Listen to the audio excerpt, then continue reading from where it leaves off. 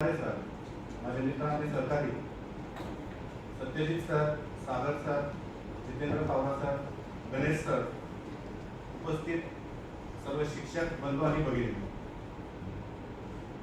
सर्वप्रथम डॉक्टर बाबासाहेब आंबेडकर यांच्या 132व्या जयंतीनिमित्त मी सर्वांना मनापासून हार्दिक शुभेच्छा देतो. डॉक्टर बाबासाहेब आंबेडकर यांच्याविषयी ज्या वेळेला मला बोलण्याची संधी मिळते त्यावेळेला ठराविक प्रश्न मी विचारतो, तर एक थोडंसं कन्क्लुजन माझ्या मनामध्ये होतं आणि नंतर मी सुरुवात करतो. MA, MSc, PhD, DLIT, LLB, barrister at law हे शिक्षण असणारे घटनाकार, कायदेपंडित, अर्थशास्त्रज्ञ, तत्ववेत्ता डॉक्टर बाबासाहेब आंबेडकर यांचं व्यक्तिमत्व उत्तुंग आहे असं किती लोकांना वाटतं? तर त्या प्रश्नाचं लगेचच मला उत्तर मिळतं. सर्वच लोक म्हणतात की बरोबर त्यांचं व्यक्तिमत्व उत्तुंग आहे. उत्तुंग व्यक्तिमत्व जर असेल तर डॉक्टर बाबासाहेब आंबेडकरांचा फोटो किती लोकांच्या घरामध्ये असतो असा ज्यावेळेला माझा दुसरा प्रश्न असतो त्यावेळेला त्यापैकी साधारणतः 20-25% लोकांचे हात वर असतात. त्यानंतर त्याला जोडूनच माझा प्रश्न असतो, फोटो करत आहे गोष्ट खरी आहे, डॉक्टर बाबासाहेब आंबेडकरांचे विचार अनुकरण करण्यासाठी डॉक्टर बाबासाहेब आंबेडकरांची किती पुस्तकं तुमच्या घरामध्ये आहेत? त्याच्या पुढच्या वेळेला साधारणतः 4-5 लोकांचे हात वर असतात. त्यानंतर मी विचारतो, डॉक्टर बाबासाहेब आंबेडकरांची पुस्तकं किती लोकांनी वाचलेली आहेत? त्यावेळेला मात्र एखादा दुसरा हात वर असताना माझा शेवटचा जो प्रश्न असतो, डॉक्टर बाबासाहेब आंबेडकरांच्या विचारानुसार तुम्ही आचरण करता की नाही? तो प्रश्नही तसाच राहून जातो, कारण मला उत्तर तर मिळत नाही, कारण की त्यावेळेला मात्र हात कुणाचाच वर नसतो. आणि मग माझ्यासारख्या एका सामान्य कार्यकर्त्याचं, सामान्य बाबासाहेबांच्या अन्वयाचं एक मत तयार होतं की डॉक्टर बाबासाहेब आंबेडकरांचा विजय असतो आणि डॉक्टर बाबासाहेब आंबेडकरांचा विजय करण्याची तशी आवश्यकता नाही. यापैकी साधारणतः 90 ते 95% असे लोक आहेत की त्यांना डॉक्टर बाबासाहेब आंबेडकर कधीच समजले.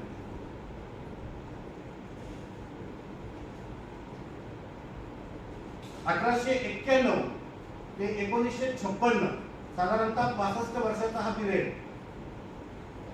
त्या 65 वर्षाच्या काळामध्ये डॉक्टर बाबासाहेब आंबेडकरांनी असं काय केलं की ज्यामुळे त्यांना विश्वभूषण, विश्वरत्न, युगपुरुष डॉक्टर बाबासाहेब आंबेडकर असं संबोधलं जातं. लाईफ स्पॅन फार मोठा आहे अशातला भाग नाही, फक्त 65 वर्ष.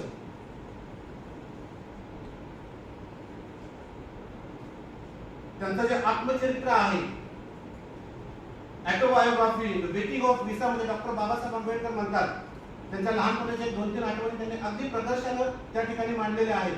त्यातली जी पहिली जी आठवण आहे ती अशी आठवण आहे सातारमधली. डॉक्टर बाबासाहेब आंबेडकर सुरुवातीचे 5-6 वर्ष साताऱ्यातला सदर बाजार नावाचा एरिया आहे त्या ठिकाणी वास्तव्यामध्ये होते. त्या ठिकाणी दुपारच्या वेळेला ते खेळत होते, ते आणि त्यांचे बंधू आनंदराज.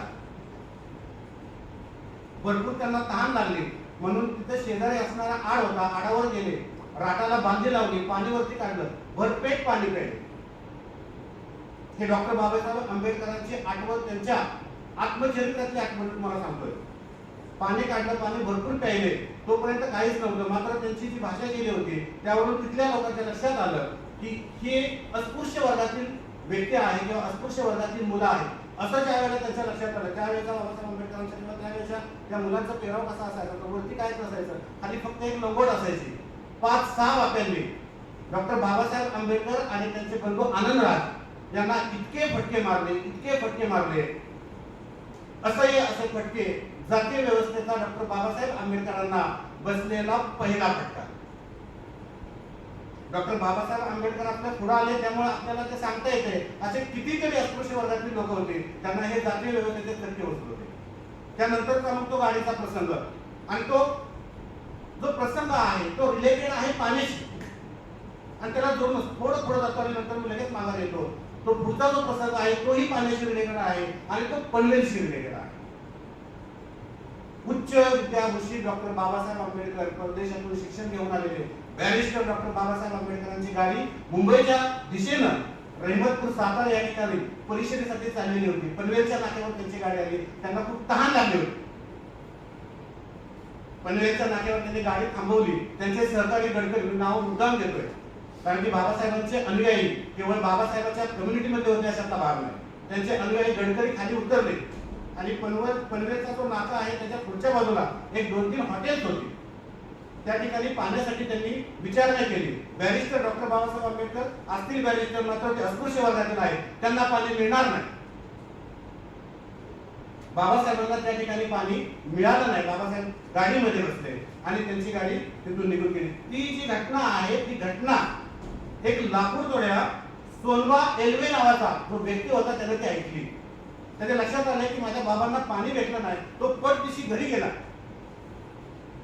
घरातून पाण्यानं भरलेला माठ आणला आणि तसाच त्या रस्त्यावर उभा राहिला. आयुष्यभर तिथून पुढचा त्याचा जो प्रत्येक दिवस होता तो केवळ बाबासाहेब आंबेडकरांची वाट पाहण्यामध्ये गेला. तो त्या ठिकाणी संपला. बाबासाहेब आंबेडकरांना पाणी दिलं का दिलं हा प्रश्न अनुत्तरित राहतो. मात्र तो त्यांचा अनुयायी त्या ठिकाणी शेवटपर्यंत बाबासाहेबांची वाट बघत बसला. आणि आज सुद्धा पनवेलच्या स्टँडच्या समोर जर तुम्ही गेला, येवलेच्या समोर आहे त्याच्या बरोबर पुढं सोनबा पानपोई तुम्हाला बघायला मिळेल. हिस्टॉरिकल प्लेस आहे ते पनवेलचं, की त्या ठिकाणी डॉक्टर बाबासाहेब आंबेडकरांना पाणी मिळालं. पाण्यासाठीचा हा दुसरा बाबासाहेब आंबेडकरांचा. 1894 साली डॉक्टर बाबासाहेब आंबेडकरांनी प्रतापसिंह हायस्कूल सातारा येथे आहे त्या ठिकाणी ऍडमिशन घेतलं. त्या शाळेमध्ये त्यांना 2 शिक्षक भेटले. खरं तर त्या 2 शिक्षकांचे सुद्धा पूर्ण महाराष्ट्रावर, पूर्ण भारत देशावर फार मोठे उपकार आहेत असे मी समजतो. त्यातले एक शिक्षक होते ते पेडणे आणि दुसरे शिक्षक होते ते आंबेडकर, कृष्णाजी केशव आंबेडकर. त्या ठिकाणी सुद्धा बाबासाहेबांना वर्गामध्ये प्रवेश नव्हता. जे काही शिकायचं आहे ते त्यांना बाहेर उभं राहून शिकावं लागत असते, बाहेर बसून शिकावं लागत. किती जरी हुशार असेल तरी त्याला बाहेरच बसून शिकावं लागत असेल, कारण की तशी जाती व्यवस्था होती त्यावेळी. ऍक्च्युली इंग्रज शासनाने 1890च्या दशकात एक जी.आर. काढला होता की तो असा होता की शाळेमध्ये सर्व जाती धर्माच्या मुलांना ऍडमिशन मिळालं पाहिजे. आणि त्या अनुषंगाने डॉक्टर बाबासाहेब आंबेडकर त्यांचे वडील सुभेदार मिलिटरीमध्येच कामाला होते, त्यामुळे त्यांना त्या ठिकाणी ऍडमिशन मिळालं. एखादा दुसरा व्यक्ती अस्पृश्य वर्गातला ऍडमिशन घेत होता, मात्र त्या ठिकाणी जाती व्यवस्थेचे त्यांना ते फटके भेटले. मात्र पेडणेकर आणि आंबेडकर यांनी त्या लहान मुलाची, लहानग्या बाबासाहेब आंबेडकरांची बुद्धिमत्तेची तुणूक ओळखली होती. त्यांना ते प्रेमाने जवळ घेत त्यांना समजावून सांगत. किंवा डॉक्टर बाबासाहेब आंबेडकरांच्या शाळेमध्ये नाव सुद्धा त्यांनी आंबावडेकर जे होते ते आंबेडकर आणि तेच पुढे प्रचलित डॉक्टर बाबासाहेब आंबेडकर असे झालेले आपल्याला बघायला मिळतात. 1896 साली डॉक्टर बाबासाहेब आंबेडकर त्यांच्या पूर्व सुभेदार डॉक्टर बाबासाहेब आंबेडकरांसहित मुंबईला राहायला आले आणि मुंबईच्या एल्फिस्टन हायस्कूल मध्ये त्यावेळेला डॉक्टर बाबासाहेब आंबेडकरांचा प्रवेश झाला. एल्फिस्टन हायस्कूल मध्ये हायस्कूल मधून 1907 साली डॉक्टर बाबासाहेब आंबेडकर मॅट्रिकची परीक्षा पास होतात. तर पूर्वी एक वर्ष वय वर्ष 15 असताना त्यांची पत्नी रमाई, त्यांचं वय वर्ष 9 असताना त्यावेळेला बालविवाह होत होते. 9 वर्षाची रमाई असताना त्यांचं लग्न होते बायना मुंबईमध्ये. आणि 1907 साली मॅट्रिकची परीक्षा पास होतात. सहकार्यांनो, त्यावेळेला ज्या विद्यार्थ्याला, ज्या हीन गणल्या गेलेल्या समाजाला शिक्षणाची दारं उघडत होती, त्यातलाच एक विद्यार्थी मॅट्रिकची परीक्षा पास होतोय. ही गोष्ट त्याच भागामध्ये राहणारे एक दुसरे व्यक्तिमत्व होते, दादा केलुस्कर. त्यांना समजते, ते बाबासाहेब आंबेडकरांच्या जवळ जातात. त्यांच्या समाजामध्ये एक मोठा सत्कार घेतला जातो. त्या सत्कारामध्ये केलुस्कर त्यांना बुद्ध आणि त्याचे चरित्र स्वतःने जे लिहिलेलं पुस्तक असतं ते डॉक्टर बाबासाहेब आंबेडकरांना देतात. आणि एवढ्यावरच ते केलुस्कर थांबत नाहीत, तर ते म्हणतात तुला पुढचं शिक्षण घेण्यासाठी बडोद्याचे सयाजीराव गायकवाड आहेत, ते शिक्षणावर भरपूर खर्च करतात आणि ते तुला फेलोशिप देतील. तू पुढं बीए ला ऍडमिशन घे, तुला त्याची भरपूर मदत होईल. डॉक्टर बाबासाहेब आंबेडकर एल्फिस्टन महाविद्यालय affiliated to university of Mumbai या ठिकाणी बीए ला ऍडमिशन घेतात. बीए ची परीक्षा 1912 मध्ये ते पास होतात. त्यावेळेला त्यांना जे सहकार्य लागतं ते बडोद्याचे सयाजीराव गायकवाड महाराजांचं लागतं. आता 2013 मध्ये 2 महत्वाच्या घटना डॉक्टर बाबासाहेब आंबेडकरांच्या जीवनामध्ये घडतात. त्यातली एक घटना डॉक्टर बाबासाहेब आंबेडकरांचे वडील रामजी आंबेडकर यांचं निधन 1912 रोजी झालेलं आपल्याला दिसून येतं आणि त्याच वर्षी जुलै 1912 रोजी डॉक्टर बाबासाहेब आंबेडकर बडोद्याच्या गायकवाड महाराजांची फेलोशिप घेतात आणि त्या फेलोशिपच्या आधारावर परदेशी अमेरिका, न्यूयॉर्क, कोलंबिया युनिव्हर्सिटीमध्ये MA साठी ऍडमिशन घेतात. त्यावेळेला फेलोशिप होती साधारणतः 25 रुपये. आणि तुमच्या लक्षात असेल की 1914 ते 1918 हा जो पिरियड आहे हा पिरियड पहिल्या महायुद्धाचा पिरियड आहे. फेलोशिप दिली होती 25 रुपये, पण त्या ठिकाणी गेल्यानंतर महागाई गगनाला भिडलेली होती. त्या फेलोशिपवर त्यांचं भागत नसेल आणि डॉक्टर बाबासाहेब आंबेडकरांना माहित होतं की माझ्याकडे वेळ कमी आहे. सुरुवातीला 2 वर्षाची फेलोशिप होती आणि माझ्याकडे पैसाही कमी आहे. डॉक्टर बाबासाहेब आंबेडकर तिथल्या लायब्ररीमध्ये सकाळी 8 वाजता 8 ते 9 ही त्या लायब्ररीची वेळ होती. 8 वाजता जात असे, 9 वाजेपर्यंत लायब्ररीमध्ये बसत असे, तिथून आल्यानंतर परत अभ्यास भरपूर करत असे. इव्हन तो मधला ब्रेक आहे 1 ते 2 या वेळेतला, त्या वेळेमध्ये सुद्धा डॉक्टर बाबासाहेब आंबेडकर त्याच ठिकाणी बसून अभ्यास करत असेल. एक वेळची भूक ते मारत असत, एक कुठला तरी पावाचा तुकडा त्यांना 1 ते 2 या वेळेमध्ये लायब्ररीमध्ये बसूनच लपून खात असत. ही ज्या वेळेला गोष्ट लायब्ररीच्या लक्षात आली त्यावेळेला लायब्ररीने त्यांना बोलून घेतलं आणि त्यांना विचारलं, जी लंचची वेळ आहे त्या लंचच्या वेळेमध्ये तुम्हाला लायब्ररीमध्ये काही खाणं शक्य नाही, तुम्हाला जर काय खायचं असेल तर बाहेर जावं लागेल. डॉक्टर बाबासाहेब आंबेडकर म्हणतात की माझ्याकडे वेळही नाही आणि माझ्याकडे पैसाही नाही. आश्चर्यचकित होतात ते.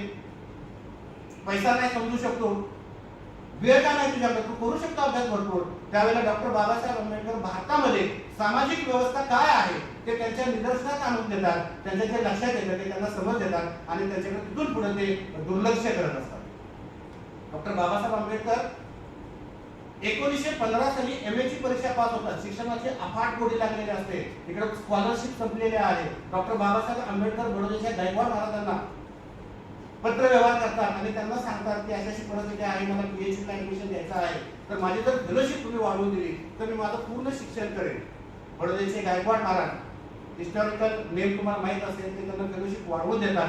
डॉक्टर बाबासाहेब आंबेडकर PhD ला ऍडमिशन घेतात. इकडे त्यांचं कुटुंब रमाबाई चालवत असे आणि तिथं त्यांना कोणीतरी सांगत असे, आणि इथं तू खाते पिते, इथं तुझं कुटुंब आहे, तिकडे बाबासाहेबांचं काय.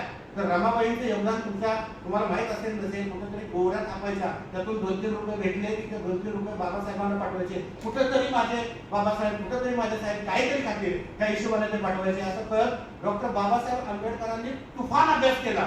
जो अभ्यासक्रम 7-8 वर्षामध्ये पूर्ण करणं शक्य नाही, तो अभ्यासक्रम डॉक्टर बाबासाहेब आंबेडकरांनी 4 वर्षात पूर्ण केला. PhDचा प्रबंध सुद्धा तयार केला, सबमिट करणार. पण तोपर्यंत डॉक्टर बाबासाहेब आंबेडकरांची 1917 रोजी बडोद्याच्या गायकवाड महाराजांची फेलोशिप दिली होती, ती संपली. तिकडून पत्र आलं की तुम्हाला आता यावं लागेल. डॉक्टर बाबासाहेब आंबेडकरांनी त्यांचे गाईड होते, त्यांना सांगितलं की मला कसल्याही परिस्थितीमध्ये आता जावं लागेल. गाईडचा सुद्धा अभिमान, गाईडला सुद्धा डॉक्टर बाबासाहेब आंबेडकरांचा माझा विद्यार्थी इतका कर्तृत्ववान आहे, अतिशय अभिमान त्यांना होता. डॉक्टर बाबासाहेब आंबेडकर 1917 साली परत एकदा भारतामध्ये येतात, मुंबईमध्ये येतात. पण बडोद्याचे गायकवाड महाराजांनी एक करार केला होता, तुम्हाला फेलोशिप मी देतो, मात्र तुमच्या बुद्धिमत्तेचा वापर आपल्या संस्थानासाठी करायचा. ज्यावेळेला तुम्ही माघारी या त्यावेळेला तुम्हाला तिथून पुढची 10 वर्ष बडोदा संस्थानामध्ये काम करायचं आहे. बाबासाहेब माघार येतात 1917 मध्ये आणि लगेच बडोद्याला जातात. त्यावेळेला सयाजीराव गायकवाड त्यांना मिलिटरी सेक्रेटरी, सैन्य सचिव ही पोस्ट देतात. ही पोस्ट आज घडीला IAS च्या तोडीची पोस्ट आहे. त्यावेळेला बाबासाहेबांची सॅलरी होती साधारणतः 80 रुपये आणि त्यांना ती पोस्ट देतात आणि म्हणतात की तुम्ही आता या ठिकाणी सेवा बजावा. डॉक्टर बाबासाहेब त्या ठिकाणी जातात, त्या ठिकाणी कामाला सुरुवात करतात. मात्र त्या ठिकाणी परत जाती व्यवस्था आली होती. एवढे मोठे अधिकारी डॉक्टर बाबासाहेब आंबेडकर, मात्र त्यांच्या ज्या ऑफिसमध्ये जे लोक होती, उच्चवर्णीय लोक होती, उच्चवर्णीय लोक डॉक्टर बाबासाहेब आंबेडकरांना पाणी देत नसे, फाईल जे आहे त्याचे लांबून असं त्याच्याकडे फेकत असेल. सुरुवातीचे 3-4 दिवस त्यांना राहण्यासाठी घर मिळत नव्हतं. त्यांनी भरपूर शोधाशोध केली, त्यांना घर भेटलं नाही. त्यांनी हा विषय बडोद्याच्या गायकवाड महाराजांपर्यंत सुद्धा नेला. गायकवाड महाराजांनी त्यावेळेला डॉक्टर बाबासाहेब आंबेडकरांना सांगितलं की मी एका वेळेला सर्व लोकांना नाराज करू शकत नाही. आता हा प्रश्न तुझा आहे, तू भरपूर शिकलेला आहे. आता हा प्रश्न तू तुझा सोडव. डॉक्टर बाबासाहेब आंबेडकर माघार येतात, घराची शोधाशोध थांबलेली नसते. त्यावेळेला डॉक्टर बाबासाहेब आंबेडकर खोटं बोलतात, एका पारशी वसतिगृहामध्ये जातात आणि त्यांना सांगतात की मी पारशी आहे. डॉक्टर बाबासाहेब आंबेडकरांचं बीएचं शिक्षण पारशी म्हणून झालेलं होतं. डॉक्टर बाबासाहेब आंबेडकरला पारशीचं चांगलं नॉलेज होतं. मराठी, हिंदी, इंग्लिश, पारशी अशा 9 भाषांवर त्यांचं तुफान प्रभुत्व होतं. इंग्लिशवर तर English, doctor Babasaheb Ambedkar English लिटरेचरवर बऱ्याच विद्यापीठांमध्ये संशोधन सुरू आहे. ते डॉक्टर बाबासाहेब आंबेडकर वसतिगृहामध्ये राहायला सुरुवात करतात. 8-9 दिवस जातात. त्याच्या बोलीचालीवरून, त्याच्या वागण्याच्या ढंगावरून त्या लोकांच्या लक्षात येतं की हा पारशी व्यक्ती नाही. ज्या क्षणी त्यांच्या लक्षात येतं की हा पारशी व्यक्ती नाही, त्या क्षणी त्याच दिवशी साधारणतः 8-9 लोक काट्या घेऊन डॉक्टर बाबासाहेब आंबेडकरांच्याकडे येतात. त्यांचं जे साहित्य आहे ते रस्त्यावर फेकतात. आजच्या आज तुम्हाला ही रूम सोडावी लागेल, तुम्हाला इथं राहता येणार नाही. जाती व्यवस्थेचा तिसरा फटका. डॉक्टर बाबासाहेब आंबेडकरांना काहीच कळत नव्हतं. मी ह्याच्यावर पर्याय काढू कसा? मला 10 वर्षाचा करार आहे, मला इथं थांबू मी शकत नाही, मी ऑफिसमध्ये काम करू शकत नाही. थोर कायदे पंडित तत्ववेत्ता डॉक्टर बाबासाहेब आंबेडकर एका बागीच्या झाडाखाली बसतात आणि लहान मुलासारखे बोक्सा बोक्षी राहतात. माझ्यासारख्या परदेशी वारी केलेल्या मुलाची ही अवस्था, माझ्या चिल्ली समाजातल्या मुलांची अवस्था काय असेल? डॉक्टर बाबासाहेब आंबेडकर ताण करून तिकडून निघून येतात आणि मुंबईला येतात. आता मुंबईला आल्यानंतर परत पोटापाण्याचा प्रश्न तर आहे. त्या ठिकाणी सिरनहॅम महाविद्यालय या ठिकाणी ते त्या ठिकाणी नोकरी करतात. नोकरीमधून जो काही पैसा मिळालेला आहे त्यातली 70% रक्कम रमाईकडे देतात सेविंग करण्यासाठी. 30% रक्कम जी आहे त्यातूनच आपला संसार चालवायचा आहे, कारण ती सेविंग करून जी रक्कम राहिलेली आहे त्यावर मला परत परदेशात जायचं आहे. हा डॉक्टर बाबासाहेब आंबेडकरांचा माणूस.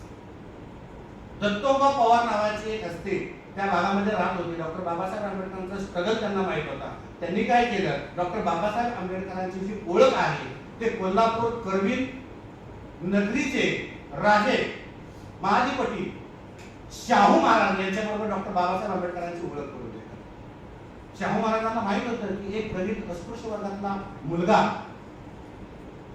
आज परदेशी शिक्षण घेऊन आलेला आहे आणि तो मुंबईला वास्तव्याचा आहे. सहकार्यांनो, अतिशय महत्वाची गोष्ट तुम्हाला सांगतो. शाहू महाराज कोल्हापूरचे 400-450 किलोमीटरचा प्रवास करून राजे डॉक्टर बाबासाहेब आंबेडकरांना भेटण्यासाठी मुंबई दादरला येतात. अपने आप में बहुत बड़ी बात है. डॉक्टर बाबासाहेब आंबेडकर दुसऱ्या मजल्यावर असतात. सुरुवातीला दूत त्यांना भेटायला जातो की महाराज तुम्हाला भेटायला आलेले आहेत. बाबासाहेबांना पण अवघड वाटत नाही त्यामुळं. आणि त्यानंतर शाहू महाराज बाबासाहेबांना भेटण्यासाठी त्यांच्या घरी जातात, त्यांचा सन्मान करतात. एवढंच नाही तर त्यांच्या डोक्यामध्ये जो फेटा असतो तो काढतात, बाबासाहेबांच्या डोक्यावर घालतात. त्यावरच त्यांचं समाधान होत नाही. बाबासाहेब आंबेडकरांना पुढच्या काळामध्ये ते कोल्हापूरला घेऊन जातात, यथोचित सत्कार करतात. अस्पृश्य निवारण परिषद कोल्हापूरला भरवतात. 21-22 मार्च 1920 घटना मानगाव येथे तुम्हाला सांगतोय. आणि त्या ठिकाणी अध्यक्षपद भूषवतात आणि तिथल्या लोकांना, अस्पृश्य वर्गातील लोकांना सांगतात, हा तुमचा नेता, हा तुमचा उद्धार केल्याशिवाय उद्या राहणार नाही. शेळ्यांच्या कळपाचा लीडर जो आहे ती कोणतरी एक शेळी पाहिजे, गाय असून चालणार नाही. मी कितीतरी प्रयत्न करतो. वेदोत्तर प्रकरणानंतरचे शाहू महाराज, वेदोत्तर प्रकरण तुम्हाला माहित असेल, ते म्हणतात की तुमचा जर उद्धार करायचा असेल तर ह्या व्यक्तीला तुम्ही नेता माना.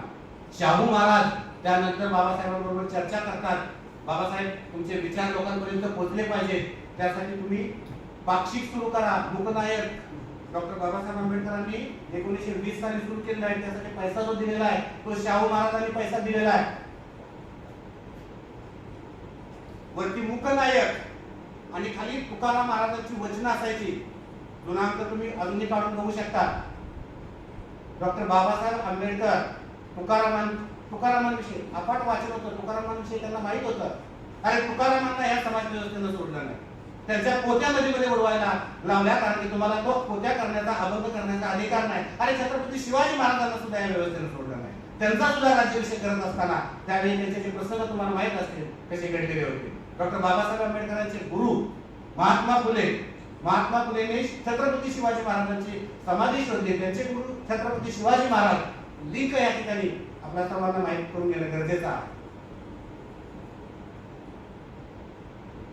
डॉक्टर बाबासाहेब आंबेडकर छत्रपती शाहू महाराजांनी दिली ही स्कॉलरशिप, त्यावेळेला ते त्यांना स्कॉलरशिप देतात.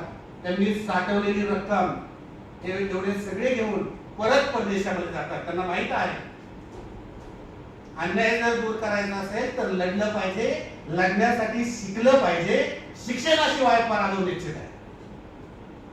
डॉक्टर बाबासाहेब आंबेडकर तिथून पुढच्या काळामध्ये लंडनला जातात. लंडन स्कूल ऑफ इकॉनॉमिक्स मध्ये बीएससी ला ऍडमिशन घेतात. ग्रे इन मधून बॅरिस्टर ऍट लॉ होतात. 1923 सालचा त्यांचा प्रबंध डीएससी चा द प्रॉब्लेम ऑफ रुपी 2023 साली 100 वर्ष पूर्ण झाले. कॉमर्सच्या लोकांना माहित असेल किंवा जे सामाजिक दृष्टी जागरूक लोक असतात त्यांना माहित असेल. रिझर्व्ह बँक ऑफ इंडियाची स्थापना, त्यांचा जो ग्रंथ आहे, त्यांचा जो थेसिस आहे त्यावरून करण्यात आलेले आहे आणि मोठं सेलिब्रेशन ऑल ओव्हर इंडियामध्ये ते झालं. तो ग्रंथ द प्रॉब्लेम ऑफ रुपी त्या ठिकाणी सादर करतात. त्यानंतर एक महिना अजून त्यांना वेळ मिळतो, फेलोशिप राहिली असतात. जर्मनीला जे 1 महिन्यासाठी गेलेले आहेत असा प्रसंग धनंजय कीर हे त्यांच्या पुस्तकामध्ये लिहून ठेवतात. त्यानंतर 1923 साली डॉक्टर बाबासाहेब आंबेडकर या ठिकाणी उच्च विद्याभूषी डॉक्टर बाबासाहेब आंबेडकर परत एकदा भारतामध्ये आलेले दिसतात. डॉक्टर बाबासाहेब आंबेडकर या वेळेला भारतामध्ये आलेले आहेत, ज्ञानी तर ते झालेले आहेत, मात्र त्यांना फक्त शिक्षण घेऊन नोकरी करणं हा त्यांचा उद्देश नव्हता. कारण की त्यावेळेला इंग्रज शासनानं बॅरिस्टर ऑफ लॉ असल्या कारणाने यांना डायरेक्ट न्यायाधीश पदाची ऑफर दिली होती. डॉक्टर बाबासाहेब आंबेडकर ही न्यायाधीश पदाची ऑफर घेत नाही, ते वकिलीचा व्यवसाय सुरू करतात. कारण की त्यांना ऐशोआरामाचं जीवन नको होतं, त्यांना त्यांच्या समाजासाठी काहीतरी करायचं होतं. काय करायचं ते त्यांना माहित नव्हतं, पण काहीतरी कुठून तरी सुरुवात करणार यासाठी त्यांची धडपड सुरू होते. त्यावेळेला 1900 बघा, जे महापुरुष असतात, युगपुरुष असतात, त्यांना कोणतरी पैसा देत असतं, त्यांचं घरदार चाललेलं असतं, असं काही नाही.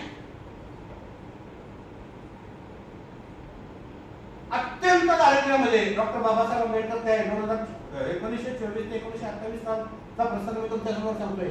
बाटली बॉय अकाउंटन्सीचे क्लासेस त्यावेळेला होते, क्लासेसचा फॅट त्यावेळेपासून आहे. तिथं ते क्लासेस घेत असे, प्राध्यापकाची नोकरी करत असे, वकिली करत असे, परत अस्पृश्याचा वकिली, त्यांच्याकडे कस्टमरच येत नसे, अशा पद्धतीने ते त्यांचं जीवनमान व्यतीत करत असे. डॉक्टर बाबासाहेब आंबेडकरांची खरं लढायला सुरुवात झाली ती 1927 साली. भोळे नावाचे सद्ग्रस्त होते, त्यांनी एक कायदा पारित केला होता मुंबई प्रांत विधिमंडळामध्ये. तो कायदा असा होता, सार्वजनिक पाणवठ्यावर सर्वांना पाणी पिता येईल आणि त्याचीच पुनरावृत्ती महानगरपालिकेने केलेली होती. सार्वजनिक पाणवठ्यावर पुरुषांबरोबर अस्पृश्यांना सुद्धा पाणी पिता येईल. कायदा असणं वेगळं आणि खरोखर जाऊन पाणवठ्यावर पाणी पिणं अस्पृश्यांसाठी ही गोष्ट वेगळी. कोणाच्यामध्ये देरी होऊ शकत नाही, पाणी प्यायला जाऊ शकतो, जिवंत राहू शकत नाही, ही परिस्थिती. कायद्यानं अधिकार दिलेले असताना सुद्धा योगायोगाने त्याच वेळेला महाडमध्ये अस्पृश्यांची परिषद भरलेली होती. अस्पृश्यांच्या परिषदेमध्ये डॉक्टर बाबासाहेब आंबेडकर म्हणतात, आपल्याला हक्क तर मिळालेला आहे, आपण जाऊया आणि पाणी पिऊया. बाबासाहेब आंबेडकर त्यांच्या हजारो अनुयायी त्या ठिकाणी जमलेले असतात, त्यांच्याबरोबर त्या तळ्यावर जातात, सर्व मिळून पाणी पितात. 2000 वर्षांपूर्वीपासून त्या लोकांना पाणी पिण्यासाठी कोणताच पाणवठा खुला नव्हता. दरी डोंगरातून तिथं अवेलेबल असलेल्या त्या डबक्यातून पाणी पिऊन त्यांचं जीवनमान ते व्यतीत करत होते. त्यावेळेला सार्वजनिक पाणवठ्यावर त्यांच्या अनुयायांबरोबर ते पाणी पितात. पाणी पिऊन झाल्यानंतर माघारी जातात, सर्वजण जमलेले असतात, जेवणाची व्यवस्था केलेली असते. स्पृश्य वर्गातील लोकांना हे समजतं, स्पृश्य वर्गातील सर्व स्पृश्य वाढ विकासाचा भाग नाही. बाबासाहेब आंबेडकर सुद्धा कधीच स्पृश्यांविरुद्ध लढलेले नाही. बाबासाहेब आंबेडकर लढले व्यवस्थित. त्यावेळेला ते येतात, सुरुवातीला त्यांनी स्वयंपाक केला सुद्धा स्वयंपाकामध्ये माती घालवतात आणि दुसऱ्यांदा मुलं बघत नाहीत, माणसं बघत नाहीत, बायका बघत नाहीत, काट्यांनी लाथा भोक्याने तोड तोडवतात. इतकं मारतात त्या सर्व समुदायातल्या लोकांना. कारण काय तर तुम्ही पाणी पिला. बाबासाहेब आंबेडकरांचे जे अनुयायी होते त्यातले सुद्धा काही तापड डोक्याचे होते. बाबासाहेबांच्याकडे जातात आणि म्हणतात आपण सुद्धा त्यांना वाचात पडायचे. बॅरिस्टर झालेले डॉक्टर बाबासाहेब आंबेडकर त्याला नकार देतात. आपण जे काय करायचं ते कायद्याने करायचं. डॉक्टर बाबासाहेब आंबेडकर कोर्टामध्ये जातात हा निवाडा घेऊन. तिकडची पार्टी सुद्धा कोर्टामध्ये जाते आणि डिसेंबर 1927 रोजी परत एकदा महाडचा सत्याग्रह करायचा आहे असं ठरवून त्यांचे अनुयायी महाडला जातात. त्यावेळेला अनुयायी जमल्यानंतर एक अध्यादेश निघतो आणि तो अध्यादेश असा असतो, महाडचं तळं हे खासगी आहे.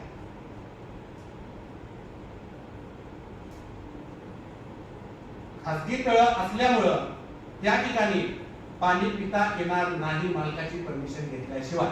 आणि दुसरा अध्यादेश येतो 144 कलम, तुम्हाला माहित असेल, जमावबंदी. म्हणजे जमावबंदी सुद्धा करू शकत नाही. त्यावेळेला डॉक्टर बाबासाहेब आंबेडकर प्रचंड तापलेला समुदाय त्यांचा, पाणी प्यायचं नसलेल्या परिस्थितीमध्ये त्या द्वेषाने त्या ठिकाणी आलेला होता. डॉक्टर बाबासाहेब आंबेडकर त्यांना शांत करतात. त्या ठिकाणी तळ्याला 2 राऊंड मारतात आणि त्या ठिकाणी डॉक्टर बाबासाहेब आंबेडकर डिसेंबर 1927 रोजी व्यवस्था कशातून येते? मनुस्मृतीतून. मनुस्मृतीचं दहन करतात. ती व्यवस्थाच नको आम्हाला, की ज्या व्यवस्थेमध्ये आम्ही पाणी पिऊ शकत नाही. हा लढा 1930 सालापर्यंत तसा सुरू होता. 1930 साली वैद्य नावाचे न्यायाधीश असतात आणि ते निवाडा देतात की जरी ते खाजगी असेल आणि जर तुम्ही स्पृश्य लोकांना पाणी पिण्याचा अधिकार देत असाल तर तुम्हाला अस्पृश्य लोकांना सुद्धा द्यावा लागेल, अन्यथा तुम्हाला स्पृश्य लोकांचा पाणी पिण्याचा अधिकार नाकारावा लागेल. बाबासाहेब आंबेडकरांचा तो त्या ठिकाणी झालेला विजय. त्यानंतर डॉक्टर बाबासाहेब आंबेडकर म्हणतात की आम्ही हिंदू आहोत. जर आम्ही हिंदू आहोत तर आम्हाला मंदिर प्रवेश मिळाला पाहिजे. काळाराम मंदिर नाशिक या ठिकाणी ते सत्याग्रह करण्याचे ठरवतात. त्यांच्या लक्षात येतं तिथल्या लोकांचं की आता हे सत्याग्रह करणार आहे. अगोदर पाणी प्रश्नावर सत्याग्रह केला होता, पूर्ण महाराष्ट्रामध्ये बातमी होती ती. त्यामुळे अगोदरच करार केला जातो आणि त्या करारानुसार असं ठरलं जातं की रामाचा जो रथ आहे तो बाहेर आल्यानंतर एका बाजूनं उच्चवर्गीय आणि एका बाजूला बॅकवर्ड क्लास मधले जे लोक आहेत ते रामाचा रथ ओढतील करारानुसार. म्हणजे आंबेडकर करार असं त्या कराराचं नाव आहे. पण 1 तास अगोदर रथ बाहेर याच्या 1 तास अगोदर उच्चवर्गीय लोक तो रथ दुसऱ्या बाजूने घेतात आणि नाशिकच्या गल्ली बोळातून फिरवतात. हे ह्यांच्या अनुयायांच्या लक्षात येतं. हे ह्यांचे अनुयायी पळत तिकडे धावत सुटतात, रथाला हात लावायला जातात. त्यांच्यावर तुफान काटला, तुफान दगडफेक होते. त्या ठिकाणी डॉक्टर बाबासाहेब आंबेडकरांना अतिशय वाईट वाटतं. जर आम्ही हिंदू आहोत, आम्हाला पाणी मिळू शकत नाही, तर आम्ही हिंदू आहोत तर आम्हाला मंदिर प्रवेश मिळू शकत नाही. आणि त्याच वेळेला डॉक्टर बाबासाहेब आंबेडकरांच्या मनामध्ये विचार होऊ लागतो, मी हिंदू म्हणून मरणार नाही, मी हिंदू म्हणून मरणार नाही. आता बाबासाहेबांची जे आंदोलन आहेत ही बाबासाहेब आंबेडकरांची आंदोलन महात्मा गांधींपर्यंत पोहोचतात. 14 ऑगस्ट 1931 सालची डॉक्टर बाबासाहेब आंबेडकर आणि गांधीजींची पहिली भेट आहे. मुंबईमध्ये एका प्रांतामध्ये ते भेट घेतात. गांधीजी त्यांना भेटण्यासाठी बोलवतात. गांधीजी डॉक्टर बाबासाहेब आंबेडकरांना म्हणतात, आंबेडकरजी, आपल्यासमोर सर्वात ज्वलंत प्रश्न कोणता आहे? इंग्रज शासन आपल्यावर राज्य करत आहे. त्यांना आपण आपल्या देशातून हुसकावून लावूया. आपापसातले प्रश्न आपण नंतर सॉल्व्ह करूया. तुम्ही जो अस्पृश्यांचा लढा देताय त्यामुळं स्वातंत्र्याचा लढा थोडासा कमकुवत होतोय. तर त्या दृष्टीने तुम्ही विचार करावा. डॉक्टर बाबासाहेब आंबेडकर गांधीजींना ठणकावून सांगतात. त्यावेळेला साधारणतः 120-130 वर्ष झालेले असतात इंग्रज येऊन भारतामध्ये. ठणकावून सांगतात की तुमचा लढा त्या व्यवस्थेची आहे की व्यवस्था 120 वर्षांपासून आपल्या भारत देशावर राज्य करते. माझा लढा 2-2.5 हजार वर्षांपासून त्या समाजावर अन्याय होतोय, त्यांच्या विरुद्ध त्यांच्यासाठी माझा लढा आहे. तुमच्या लढ्यामध्ये माझ्या लढ्यामध्ये जमीन आसमानचा फरक आहे. गांधीजी म्हणतात की तो लढा सॉल्व्ह करण्यासाठी काँग्रेस सर्वतोपरी प्रयत्न करते. काँग्रेसने त्यासाठी साधारणतः 1 लाख रुपये खर्च केलेले आहे. डॉक्टर बाबासाहेब आंबेडकर म्हणतात जर तुम्ही 1 लाख रुपये खर्च केलेले असतील तर ते 1 लाख रुपये तुमचे वाया गेले असं मी समजतो. कारण का काय बदल घडलेला आहे का? तुम्ही खादीची कंपल्सरी करता काँग्रेसचं सदस्यत्व स्वीकारण्यासाठी. तुम्ही अंधश्रद्धा निर्मूलन करण्यासाठी काय प्रयत्न केलेले आहेत का? किती तुमचे काँग्रेसचे सदस्य अस्पृश्य वर्गाबरोबर जेवू खाऊ बसलेले आहेत? किती तुमचे सदस्य त्यांच्याबरोबर बाहेर फिरतायत? काही नाही. डॉक्टर बाबासाहेब आंबेडकर गांधीजींना कधीच महात्मा म्हणत नव्हते. भारत देशातला एकमेव व्यक्ती त्यावेळेला आजपर्यंत मिस्टर गांधी, कारण त्यांचा महात्मा या व्यक्तीवर विश्वास नसे. महात्मा किती येतात आणि किती जातात. रस्त्यावरून मोठी गाडी जाते, धुरा उडतो, रस्त्यावर परत जमा होते, रस्त्यावर काही फरक पडत नाही. असे महात्मा आम्हाला नको आहेत. आम्ही आमचा लढा आम्ही स्वतः देऊ. त्याच वेळेला गोलमेज परिषदेला डॉक्टर बाबासाहेब आंबेडकरांना इन्व्हिटेशन मिळतं अस्पृश्यांचा प्रतिनिधी म्हणून. 270 पेक्षा जास्त त्या ठिकाणी लोक त्या परिषदेला गेलेले असतात आणि त्या ठिकाणी काँग्रेसने मात्र त्यावर बहिष्कार टाकलेला असतो. त्यातून काही जास्त निष्कर्ष होता असायला भाग नाही. पण डॉक्टर बाबासाहेब आंबेडकरांची प्रतिभा इंग्रजांच्या लक्षात येते. सविनय कायदेभंगाद्वारे करार केला जातो आणि त्यानुसार गांधीजी दुसरे गोलमेज परिषद 1932 रोजी इंग्लंडला जातात. त्या ठिकाणी डॉक्टर बाबासाहेब आंबेडकर सुद्धा त्या ठिकाणी असतात. दरम्यानच्या काळामध्ये सायमन कमिशन गो बॅक हे आंदोलन भारतामध्ये सुरू असतं. आणि मला एक तुम्हाला एक गोष्ट सांगायची आहे. सायमन कमिशनची जी कमिटी होते त्या कमिटीमध्ये डॉक्टर बाबासाहेब आंबेडकर मेंबर होते. इंग्रजांच्याकडे कमिशन काय होते? कमिशन अशी होती की सुधारणा किती झाल्या ते भारतामध्ये चेक करायचं आणि त्यानुसार स्वातंत्र्य द्यायचं. बाबासाहेब आंबेडकरांच्या विषयी त्याच्या देशप्रेमाविषयी भरपूर बोललं जातं. पण तेच doctor Babasaheb Ambedkar Simon commission go back निघून जाते आणि म्हणतात आम्ही निघून जातो. पण तुमच्यामध्ये असा एक तर व्यक्ती आहे का विवेकेमध्ये मिळलेला भारत देश म्हणजे राज्यघटना बनवू शकतो? तेच आंबेडकर उत्तराखंडमध्ये राज्यघटना बनवतात. गोलमेज परिषदेमध्ये ज्या वेळेला गांधीजी त्या ठिकाणी जातात, डॉक्टर बाबासाहेब आंबेडकरांची वेळ येते त्यांच्या भाषणाची, त्यावेळेला इंग्रज शासनाला ठणकावून सांगतात तुम्ही ज्या वेळेला नव्हता त्यावेळेला सुद्धा आमचा समाज पाण्यासाठी भीक मागत होता. तुम्ही आला तरी पाणी नाही मिळत. तुम्ही नव्हता त्यावेळेला सुद्धा आम्हाला शिक्षण नव्हतं. तुम्ही आला आम्हाला शिक्षण भेटत नाही.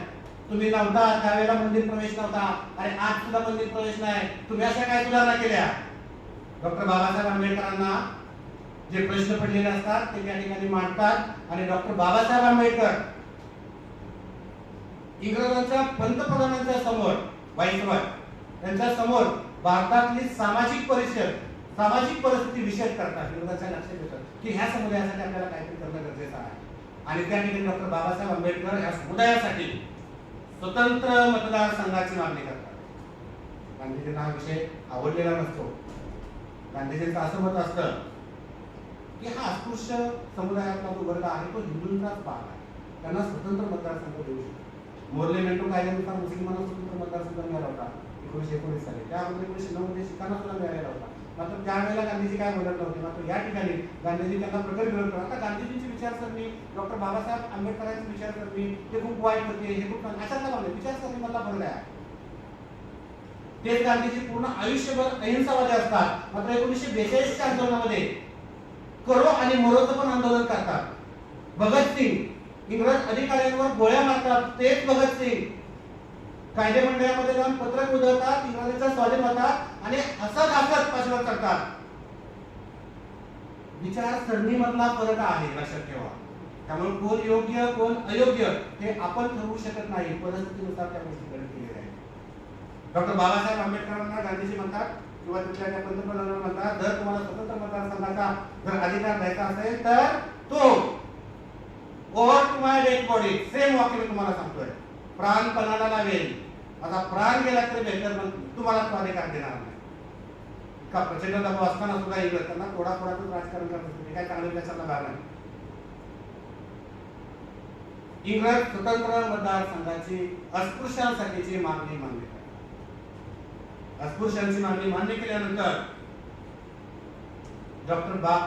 महात्मा गांधी येरवडा तुरुंगामध्ये उपोषणाला बसतात. सप्टेंबर 1932 सालची घटना मी तुम्हाला सांगतोय. डॉक्टर बाबासाहेब आंबेडकरांवर प्रचंड दबाव असतो, पुरुष समाजाचा असतो, त्यांच्या स्वतःच्या अन्वयांचा अस्पृश्य समाजाचा असतो. स्वतःची त्यांची पत्नी रमाई सुद्धा म्हणते की काय करायचंय तुम्हाला एवढ्या मोठ्या महान नेत्याचा बळी घेऊन. कस्तुरबा गांधीजींच्या पत्नी सुद्धा डॉक्टर बाबासाहेब आंबेडकरांना विनंती करतात. बाबासाहेब आंबेडकर म्हणतात त्या पुढच्या खांबावर मला फाशी द्या, पण मी मिळवलेले अधिकार जे आहेत ते अधिकार मला माघारी घ्यायला लावू नका, फार कष्टातून अधिकार मिळवलेले आहेत. मात्र परत काँग्रेसचे बरेच मोठे गांधीजीकडे शील होत चाललेले असतात.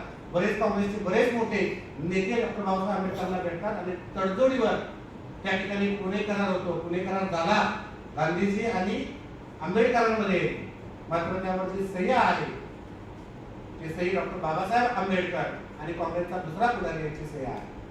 तर त्या करारानुसार असं ठरलं की राखीव जागा तुम्हाला दिल्या जाईल. प्रश्न नंतर पुढे येणार आहे. राखीव जागांच्या बाबतीत गांधीजी सकारात्मक झाले आणि गांधीजींनी ते उपोषण सोडले. 1935 साली दोन महत्वाच्या घटना डॉक्टर बाबासाहेब आंबेडकरांच्या जीवनामध्ये घडल्या. त्यांना हिंदू धर्म लगेच सोडायचा नव्हता, पण त्यांना परिस्थिती अशी आली की त्यांनी त्यावेळेला घोषित केलं भंडाऱ्यातल्या एवढ्यातल्या परिषदेमध्ये, मी हिंदू म्हणून जन्माला आलो असलो तरी हिंदू म्हणून मरणार नाही. 1935 साली जी दुसरी घटना आहे ती अतिशय हळवी घटना आहे. 1906 सालापासून 1935 सालापर्यंत त्यांना साथ देणाऱ्या रमाई त्यांच्या पत्नी अतिशय क्षीण झाल्या होत्या. त्यांना डायरेक्ट शेरडोग होता, टीबी होते, अंतरुणाशी खिळून बसल्या होत्या. बाबासाहेब आंबेडकरांचं वय वर्ष 44, रमाबाईंचं वय वर्ष 37. तोपर्यंत डॉक्टर बाबासाहेब आंबेडकरांचे वय वर्ष 5 असताना आई गेली, 22 वय वर्ष असताना वडील गेले, 4 मुलं गेली. महामानव उगाच घडत नाही. आणि आता रमाबाई, तीच रमाबाई बाबासाहेबांना 2-3 रुपये गोळा करून त्या ठिकाणी पैसे पाठवत होती. तीच रमाबाई बाबासाहेबांच्या अक्षयसी मध्ये त्यांचा संसाराचा गाडा पुढे रेखत होती. तीच रमाबाई. डॉक्टर बाबासाहेब आंबेडकर म्हणतात रामू बोलायचे, रामू तू टेन्शन घेऊ नको, तुला मी भारतातच काय अमेरिकेच्या डॉक्टरांना दाखवतो, पण तुला मी बरं करतो. त्यावेळेला ते रमाबाई म्हणते की साहेब मला वाटत नाही आता मी इथून उठेन, मला नको अमेरिका, मला नको कोणता डॉक्टर, मला फक्त माझ्या आयुष्याची एक शेवटची इच्छा आहे, ती इच्छा पूर्ण करा. आणि ती इच्छा असते मला पंढरपूरच्या विठोबाला घेऊन जा. बाबासाहेब आंबेडकरांच्या समोर यज्ञ प्रश्न निर्माण राहतो. डॉक्टर बाबासाहेब आंबेडकर रामूला म्हणतात, ज्या देवाला आपण नको आहे, ज्या देवाच्या दारामध्ये आपल्याला प्रवेश नाही, त्या ठिकाणी मी तुला घेऊन जाऊ शकत नाही. अरे आपलं पंढरपूर आपण स्वतः उभं करू. अरे आज घडीला तुम्ही बघा, चैत्यभूमी मुंबईची, नागपूरची दीक्षाभूमी त्यांनी उभी केली. रमाईला मात्र विठोबाला घेऊन नाही गेले. रमाई 1935 साठी देवाघरी गेली. तेच डॉक्टर बाबासाहेब आंबेडकर. स्वतंत्र मतदारसंघाची मागणी मान्य तर झालेली नव्हती, मात्र राखीव जागांची मागणी मान्य झालेली होती.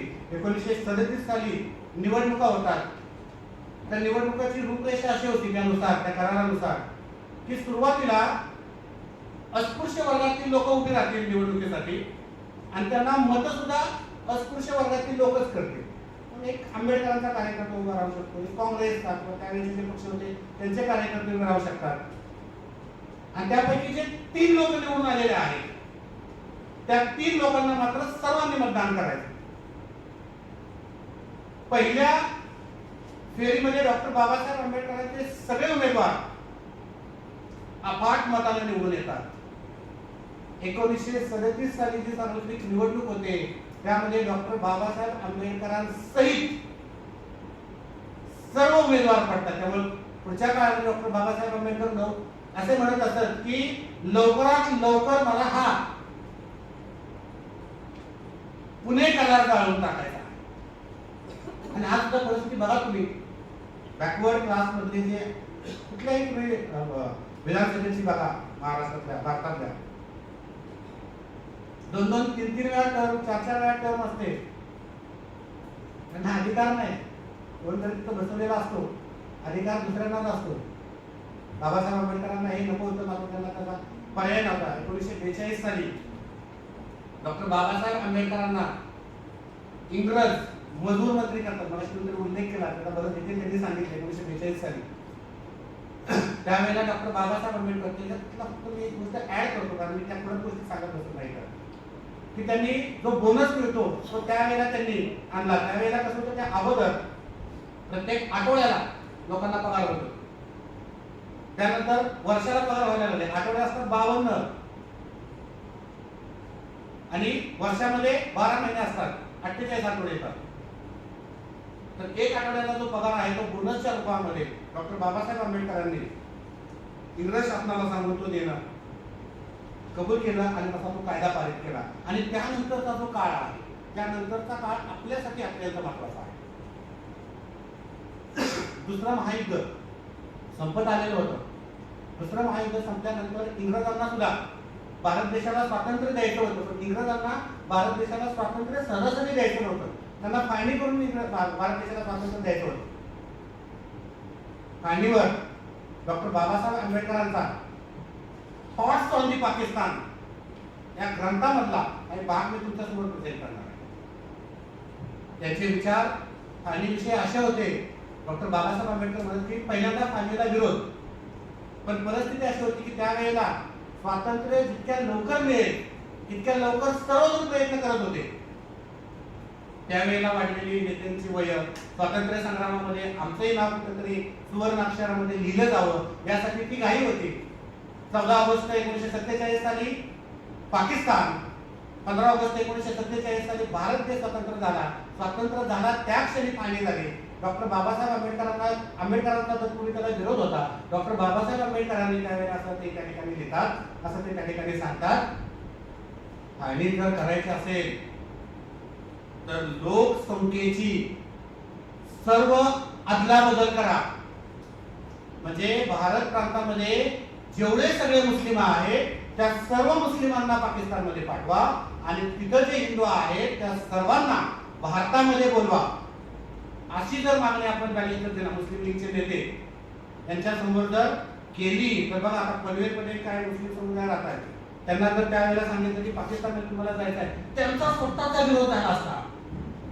पाकिस्तानमध्ये राहणारे जे हिंदू आहेत त्यांची सगळं प्रॉपर्टी त्या ठिकाणी आहे, ते का जातील? त्यांनी स्वतःच मुस्लिम लीगला बॅरिस्टर जिनांना विरोध केला असता आणि फायनीचा प्रश्न जो आहे तो कदाचित वेगळ्या मार्गाने सुटला असता असं डॉक्टर बाबासाहेब आंबेडकरांना वाटत होतं. मात्र तसं घडलं नाही, फायनी झाली. आणि तुम्हाला माहित आहे आज घडेल आपली डिफेन्स मध्ये इकॉनॉमी किती खर्च होते? साधारणतः 90,000 कोटी रुपये. दरवर्षी किती लोकांना वीरमरण येतं त्याची संख्या आपल्याजवळ नाही. आणि त्याचबरोबर आपल्या विरुद्ध कायमचा एक शत्रू आपल्यावर बरोबर आहे, पाकिस्तान. त्यामुळे डॉक्टर बाबासाहेब आंबेडकरांचे जे विचार होते तर त्यावेळेला जर ऐकण्यात आले असते तर कदाचित त्यापेक्षा भरपूर विचार आहेत. त्यांचे भरपूर मोठा ग्रंथ आहे, त्यामध्ये त्यांनी बरेच विचार मांडलेले आहेत. जर ऐकले असते तर कदाचित हा प्रश्न त्यावेळेला सामोपचारानं मिटला असता. आपला विद्यार्थी भारत देशामध्ये क्रांती घडवतोय. आपला विद्यार्थी भारत देशामध्ये बरीच मोठमोठी कामं करतोय. हे कोलंबिया विद्यापीठाला माहित होतं. पण स्वातंत्र्य मिळाल्यानंतर घटना समितीची जी निवडणूक झाली त्या निवडणुकीमध्ये काँग्रेसच्या सपोर्टवर डॉक्टर बाबासाहेब आंबेडकर घटना समितीवर निवडून जातात. घटना समितीचा अभ्यास करतात. अभ्यास करण्यासाठी जगभरातले जेवढे जेवढे मोठे देश आहेत सर्व देशांच्या घटनेचा संविधानाचा ते अभ्यास करतात आणि त्यानुसार आपली घटना ते घेतात. आता आजकाल लोकांना फक्त एकच माहिती आहे की संविधान, घटना म्हणजे आरक्षण, आरक्षण म्हणजे संविधान, संविधान म्हणजे आरक्षण असं नाही. 395 कलम, 8 परिशिष्ट. मी इथं आज ह्या घडीला ठामपणे सांगू इच्छितो, इथला कुठल्या जरी व्यक्तीवर कधीही अन्याय होऊ द्या, तो फक्त बॅकवर्ड क्लास नव्हता, कुठल्याही व्यक्तीवर काही अन्याय होऊ द्या आणि त्या व्यक्तीची लढण्याची तयारी असू द्या, भारतातला कुठलाच ग्रंथ तुम्हाला सपोर्ट करणार नाही. मात्र एक ग्रंथ, संविधान तुमच्या पाठीशी ठामपणे उभे राहील. हे डॉक्टर बाबासाहेब आंबेडकरांनी लिहिलेलं आहे आणि त्याला पुरावा जो आहे, संसदेमध्ये एक फोटो आहे, युट्यूबला तुम्ही बघा, गुगलवर तुम्ही बघा. राजेंद्र प्रसाद यांच्या हातामध्ये डॉक्टर बाबासाहेब आंबेडकर घटना लिहितात आणि भारताचे प्रतिनिधी राजेंद्र प्रसाद घटना हातामध्ये घेतात. काही म्हणा, घटनाकार डॉक्टर बाबासाहेब आंबेडकर. आणि आज घडीला सुद्धा ज्या वेळेला अतिशय क्लिष्ट प्रश्न निर्माण होतात त्यावेळेला घटनेमध्ये संशोधन केलं जातं. त्यातून जर मार्ग सापडला नाही, आजकालची परिस्थिती तुम्हाला माहिती आहे पॉलिटिक्सची, त्यातून जर मार्ग सापडला नाही तर घटना दुरुस्तीच्या वेळेला डॉक्टर बाबासाहेब आंबेडकरांनी जी भाषणं दिली होती त्या भाषणाचा अभ्यास केला जातो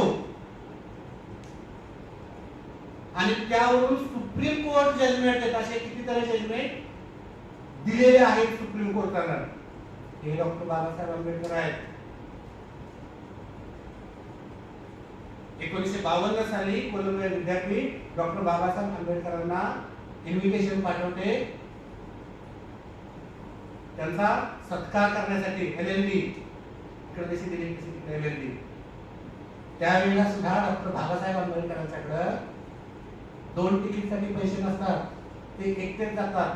सपत्नीक सत्कार असतो. दुसरी पत्नी त्यांची सविता आंबेडकर, महाराष्ट्राचे थोर विचारवंत शिवाजीराव गायकवाड. एका ठिकाणी सांगतात की सविता आंबेडकरांनी असं सांगितलेलं आहे की त्यावेळेला सुद्धा डॉक्टर बाबासाहेब आंबेडकर एकटेच तिथे गेले होते LLD घेण्यासाठी न्यूयॉर्कला. 1952 सालची गोष्ट मी तुम्हाला सांगतोय. भारतातल्या कुठल्याच विद्यापीठानं डॉक्टर बाबासाहेब आंबेडकरांना त्यावेळेला सुद्धा त्यांचा कोणताच सत्कार केला नव्हता. मात्र सांगितलं 1953 साली उस्मानिया विद्यापीठ हैदराबाद, खरं तर विद्यापीठाचं सुद्धा नाव होतं, बाबासाहेब आंबेडकरांना दिल्लीची पदवी. आणि त्यानंतरचा जो काळ सुरू होतो तो डॉक्टर बाबासाहेब आंबेडकरांचा हिंदू कोड बिला संदर्भातला अभ्यास.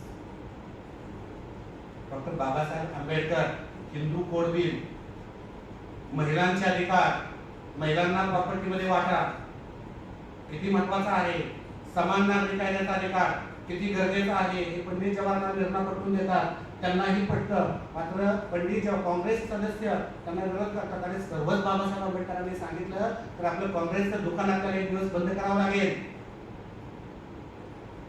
हिंदू कोड बिलाला राजेंद्र प्रसाद राष्ट्रपती त्यांचा सुद्धा बराच विरोध होतो आणि ते प्रकरण इथंच वाढलं. डॉक्टर बाबासाहेब आंबेडकर कायदा मंत्री काढत उडतात, बाहेर येतात आणि मीडिया समोर कॅबिनेट मंत्री पदाचा राजीनामा देतात. उशिरा चिकून बसलेले लोक आहेत आजच्या समाजामध्ये सुद्धा, आजच्या घडीला सुद्धा. त्यांच्यासाठी त्यावेळेला दिलेली बाबासाहेबांनी चपराक आहे, अरे सत्तेसाठी मी कामच करत नाही, काम करतो समानतेसाठी. 1956 रोजी हिंदू कोड बिल संमत झालं, मात्र समान नागरिक कायदा राज्यशास्त्राचे जे अभ्यासक आहेत, शिक्षक लोक माझ्या समोर बसलेले आहेत, ते तुम्ही बोलू शकत नाही. त्यांना माहित आहे आज अखेरपर्यंत समान नागरिक कायद्याचा प्रश्न तसाच प्रलंबित आहे. आणि ह्या नंतरच्या आयुष्यामध्ये मात्र डॉक्टर बाबासाहेब आंबेडकर गौतम बुद्धांकडे वेळेले दिसतात. बुद्ध अँड हिज धम्म कोटारला परिषदेत जातात, रंगूनला जातात आणि आपल्या अनुयायांबरोबर डॉक्टर बाबासाहेब आंबेडकर जसे त्यांनी बोलले होते की मी हिंदू म्हणून जन्मला असलो तरी हिंदू म्हणून मरणार नाही. नागपूरला 14 ऑक्टोबर 1956 मरण्याच्या फक्त 40 दिवस अगोदर, 35 ते 40 दिवस अगोदर दीक्षा देतात, समुदायाला 22 प्रतिज्ञा देतात, अशी तुमची वागणूक ठेवा. त्यावेळेला बुद्ध वंदना म्हणत असणारे डॉक्टर बाबासाहेब आंबेडकर तेच असतात की ज्यांना जातीय व्यवस्थेचे धक्के बसलेले असतात, त्यांच्या कुकड्या अंगावर फटके पडलेले असतात. तेच डॉक्टर बाबासाहेब आंबेडकर तुम्हाला दिसतात की ते doctor Babasaheb Ambedkar problems of रुपीवर भारत देशातली रिझर्व्ह बँक ऑफ इंडियाची स्थापना करतात. मला तेच डॉक्टर बाबासाहेब आंबेडकर दिसतात की ज्या ठिकाणी त्यांनी संविधान घटनाकार डॉक्टर बाबासाहेब आंबेडकर मला दिसतात. अगोदरच्या काळामध्ये पाणी पिण्याचा अधिकार नव्हता, ज्या वेळेला त्या ठिकाणी बौद्ध धर्माची दीक्षा घेत होते, कुठल्याही बानवट्यावर कुठल्याही मंदिरामध्ये कधीही केव्हाही प्रवेश होता. तेच डॉक्टर बाबासाहेब आंबेडकर मला त्या ठिकाणी दिसतात. शिका, संघटित व्हा, संघर्ष करा, प्रज्ञाशील करुणा.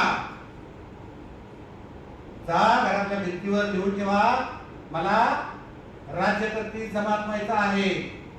शिक्षण घ्या, शिक्षण घेतल्यानंतर गुरुकुल्याशिवाय तुम्ही राहणार नाही. ते डॉक्टर बाबासाहेब आंबेडकर हे एक व्यक्ती नाही, डॉक्टर बाबासाहेब आंबेडकर हा विचार आहे.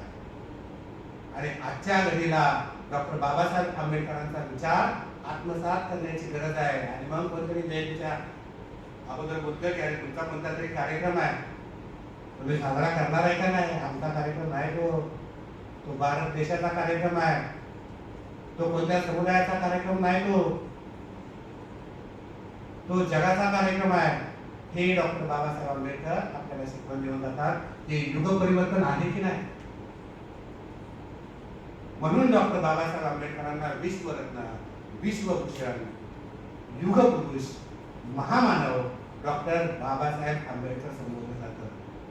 1990 मध्ये त्यांना भारतरत्न भेटला फार उशिरा, 35 वर्षाच्या खेळाडूला लगेच ग्राउंड मध्ये असताना. त्यामुळे भारतरत्न म्हणून डॉक्टर बाबासाहेब आंबेडकरांचा मला अपमान करायचा नाही. तेच डॉक्टर बाबासाहेब आंबेडकर असतात की माझ्यासारख्या एका अनुयायांना शिक्षणासाठी प्रेरित करतात.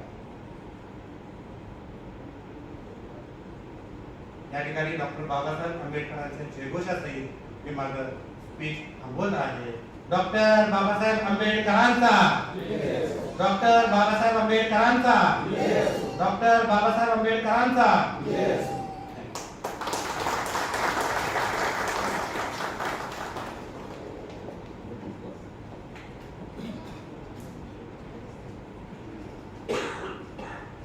धन्यवाद सर. आपण अतिशय उत्तम उदात्त अशा शब्दांमध्ये बाबासाहेबांचे आयुष्य आपणा सर्वांसमोर प्रस्तुत केले आहे, त्यासाठी खूप खूप धन्यवाद. मान वर करून जगायला शिकवलं माझ्या अभिमाने, अन्यायाविरुद्ध लढा द्यायला शिकवलं माझ्या अभिमाने. देशामध्ये गरिबी तिथेच आहे जिथे शिक्षण नाही, म्हणून आर्थिक भाकरी खा पण तुमच्या मुलांना चांगले शिक्षण द्या, असा शपथ देणारे डॉक्टर बाबासाहेब आंबेडकर. 14 तळ्याचा संघर्ष, नाशिक येथील काळाराम मंदिरासाठीचा संघर्ष, जाती व्यवस्थेविरोधात पुकारलेले बंड, या सर्व गोष्टींवर एक नजर जरी टाकली तर आपल्या लक्षात येईल की बाबासाहेबांचे आयुष्य हे एक धगधगते अग्निकुंड होते. एक हाडामासांचा मनुष्य त्याच्या जीवनामध्ये किती प्रचंड कार्य करू शकतो याचे उत्तम उदाहरण म्हणजे डॉक्टर बाबासाहेब आंबेडकर. शिक्षण, समाजकारण, राजकारण, अर्थकारण या सर्व क्षेत्रांमध्ये बाबासाहेबांचे कार्य कार्य हे अचंबित करणारे आहे. अनेक वर्ष चातुर्ण वर्ण व्यवस्थेच्या नावाखाली अन्याय सहन करणारे कित्येक बांधव, ज्यांना खायला भाकरी, प्यायला पाणी आणि चालायला रस्ता सुद्धा मिळणे कठीण झाले होते, अशा दीनदलितांच्या व्यथा समजून त्यांचे दुःख दूर करण्याचे काम डॉक्टर बाबासाहेब आंबेडकरांनी केले. बाबासाहेब म्हणतात की आपल्याला आपल्या गरिबीची, आपल्या दारिद्र्याची कधीच लाज वाटता कामा नये.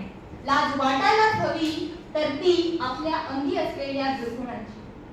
दादासाहेब करंडकरांच्या शब्दात म्हणायचं झालं तर की भीमा तुझ्या मतांचे जर 5 लोक असते, भीमा तुझ्या मतांचे जर 5 लोक असते, तलवारीच्या तयांच्या न्यारेच टोक असते.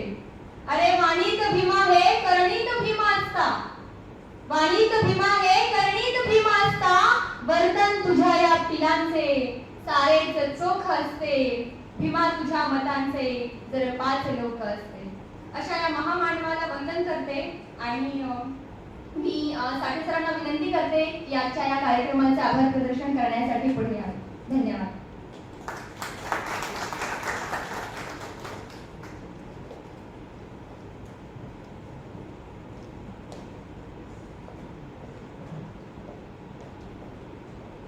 नमस्कार सन्माननीय व्यासपीठ. म्हणजे आज तर सर्वजण अंतर्मुख झाले की खरंच ही जी जाती व्यवस्था आहे, जात नाही ती जात, ही अशीच जर राहिली तर कदाचित उद्याचा भारत आपण बघू शकणार नाही. आजचे आपले वक्ते म्हणजे परममित्र डॉक्टर विशाल कांबळे सर, आपण सर्व समुदायाला अंतर्मुख केलं, त्याबद्दल आपले खूप आभार. कसं आहे ना, शिक्षण हे वाघिणीचं दूध आहे आणि जो कोण हे प्राशन करेल तो गुरगुरल्याशिवाय राहणार नाही. त्यामुळे आपण ज्या कमिटीमध्ये आहोत, आपण शिक्षण विभागाचा एक भाग आहोत. तळागाळातील विद्यार्थ्यांना आपण जर अशा मोठ्या पदापर्यंत जर घेऊन गेलो तर नक्कीच आपला भारत एकसंध राहील. या जागतिक तापमानवाढीमध्ये आपण बघतोय, पाण्याचा उल्लेख सरांनी केला, आज शेतकऱ्यांची अवस्था खूप वाईट आहे.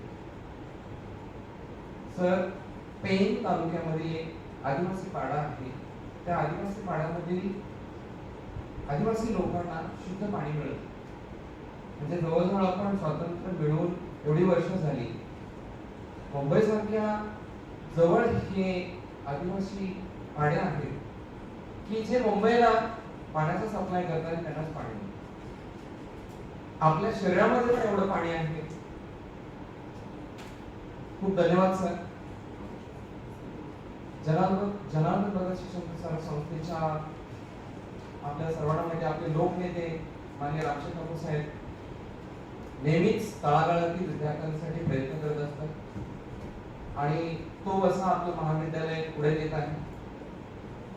सर, आपल्या महाविद्यालयाचे प्राचार्य प्रोफेसर डॉक्टर एस के पाटील सर, आपण खूप प्रगल्भतेने हा पूर्ण आपला जो पसार आहे तो पुढे नेत असताना आपण इथे आपली उपस्थिती दर्शवली, त्याबद्दल नॅशनल डे कमिटीतर्फे आपले आभार. Incharge faculty of science doctor Vishal Thakur madam, आपण देखील इथे उपस्थित राहिला, त्याबद्दल आपले आभार. Incharge faculty of arts professor doctor B S Patil sir, आपले देखील आभार. Incharge faculty of commerce doctor S B Yadav sir, आपले देखील आभार. आपले IPC coordinator D Agav sir, आपले देखील आभार. रुसाव कोऑर्डिनेटर शैलेश माझेकर सर, आपले देखील आभार. नॅशनल डे कमिटीचे सर्व मेंबर, स्पेशली नॅशनल डे कमिटीचे प्रमुख मॅथ्स विभागाचे माझे मित्र सागर खैरनार सर, आपले देखील आभार. आणि गेली जवळजवळ सर 1.25 तास हा समुदाय जो पुढे शांततेने ऐकतोय आणि मला खात्री आहे की तो आपल्यामध्ये परिवर्तन करेल आणि त्याच्यानुसार आचरण करेल. आपले देखील आभार आणि हा कार्यक्रम संपला. धन्यवाद.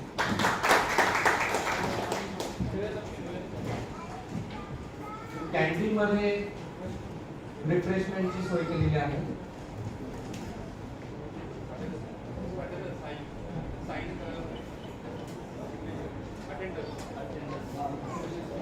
जर आपली साईन